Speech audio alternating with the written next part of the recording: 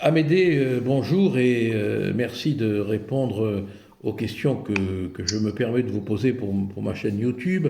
Vous êtes un ancien de l'administration pénitentiaire, vous avez passé 30 ans dans différentes prisons, vous avez fini comme surveillant principal de l'administration pénitentiaire, vous avez connu les prisons de Nîmes, de Paris, de la Santé, de Draguignan, de Tarascon.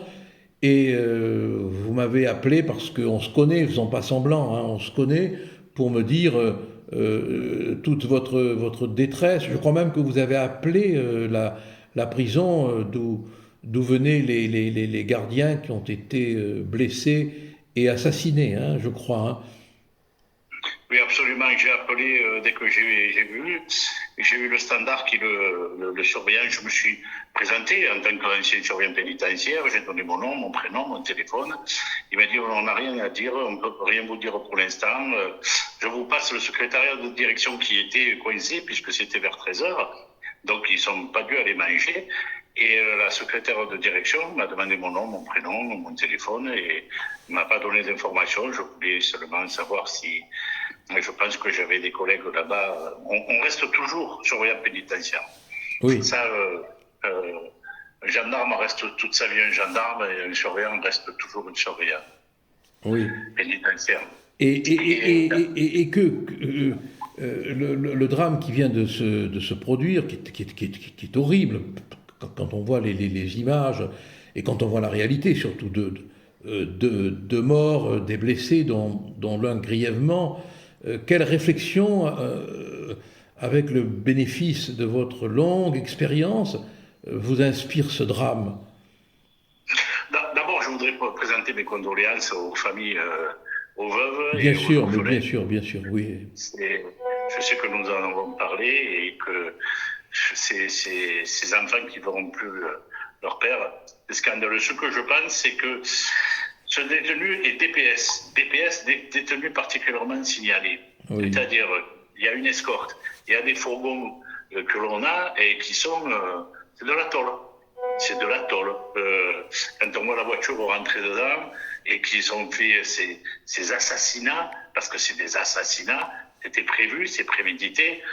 L'administration pénitentiaire paye 2000 euros, environ 2000 euros un surveillant pour aller se faire assassiner. ouais, je Donc, sais, oui. Mais vous voulez dire que les véhicules à l'intérieur desquels on transporte ces détenus particulièrement signalés ne sont pas blindés? non, pas du tout, ils ne sont pas du tout blindés.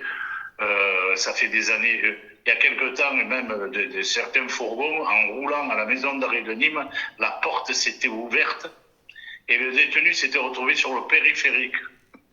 Alors, c'est scandaleux. Quand on voit le ministre de la Justice qui dit, là je suis révolté, on a donné des budgets à la justice. Sauf que depuis des années, la justice pour eux, pour tous, c'est les cours et tribunaux, les SPIP, les assistants sociaux, mais les prisons, rien. Oui. Rien. Et Sauf la privatisation, parce que c'est ce qui les intéressait, et mettre des gilets pare-balles, c'est bien, mais faire des escortes comme ça, d'abord, c'est même pas une escorte, c'est un véhicule qui suivait le fourgon. ouais. C'est tout. Et l'armement, est-ce que vos collègues sont entraînés? Est-ce qu'ils sont convenablement armés?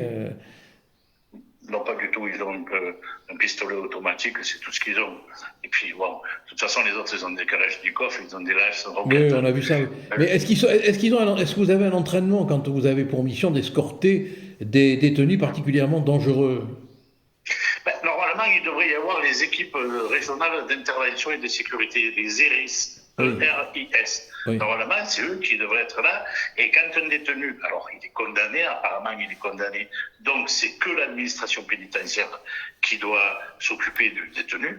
S'il oui, était prévenu, il aurait fallu un peu plus d'escorte. Mais c'est un peu trop facile. Apparemment, la veille, il a essayé de scier les barreaux. Il a essayé de s'évader, soi-disant, hein, je ne sais pas. oui, oui, non, c'est confirmé, oui, effectivement, oui. Oui, C'est confirmé. Donc le gars est très dangereux. Il y a quelque chose qui se passe. Et en plus, on parle du grand magnétisme. Le grand magnétisme n'aurait pas tiré sur des surveillants pénitentiaires. Jamais. Ce sont que des drogués et des vendeurs de drogue.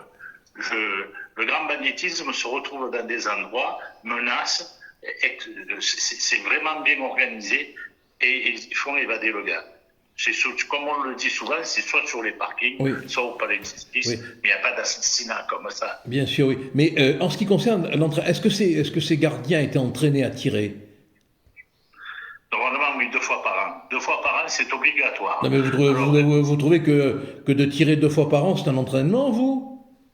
Pas du tout, pas du tout. C'est juste pour que l'administration se dédouane en disant oui, il a bien tiré sur la cible, on revient dans 6 mois. Ouais, ou alors il a mal tiré, on vous a mal noté. Ouais. Non, il faut un peu plus d'entraînement. Et il faudrait que tous les surveillants pénitentiaires soient impliqués et qu'on leur fasse des entraînements un peu bien plus sûr, souvent. oui. Amédée, on est en train c'est un journaliste qui s'appelle Cardos, je crois, sauf erreur de ma part, qui est en train de faire courir l'information que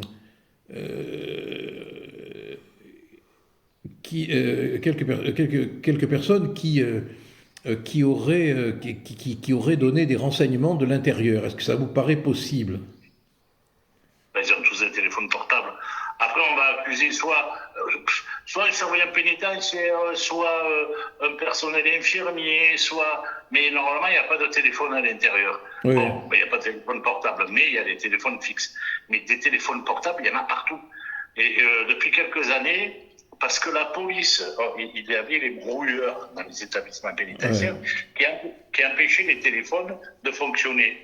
Mais la police a demandé à ce que ces brouilleurs soient supprimés parce qu'ils n'arrivaient pas à écouter les conversations et faire un suivi sur ce qu'ils allaient faire. Donc ils ont supprimé les brouilleurs. C'est scandaleux, c'est une honte. Oui. Alors après les complicités, il y a peut-être un détenu qui a appelé, qui a dit, ça y est, le fourgon est part. Donc à partir de là, une voiture les a suivis.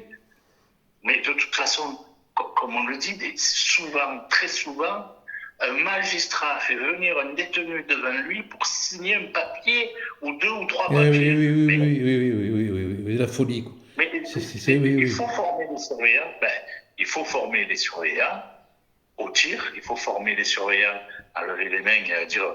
Parce que là, ils n'ont pas eu de chance. Ils ont ouvert la porte, les autres ont tiré. Ils leur ont laissé aucune chance. C'est des drogués. Ce n'est pas des bandits, c'est des drogués.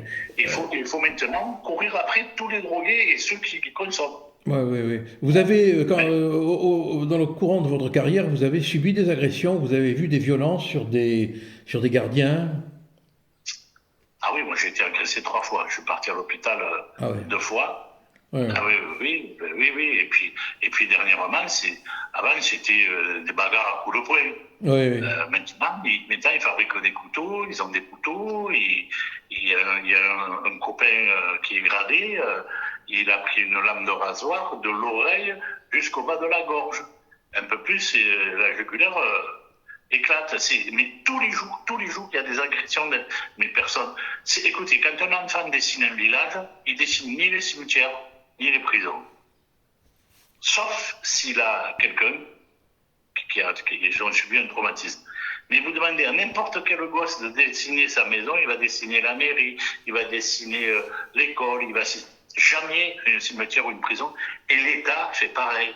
L'État laisse tout ça à l'abandon. Je comprends.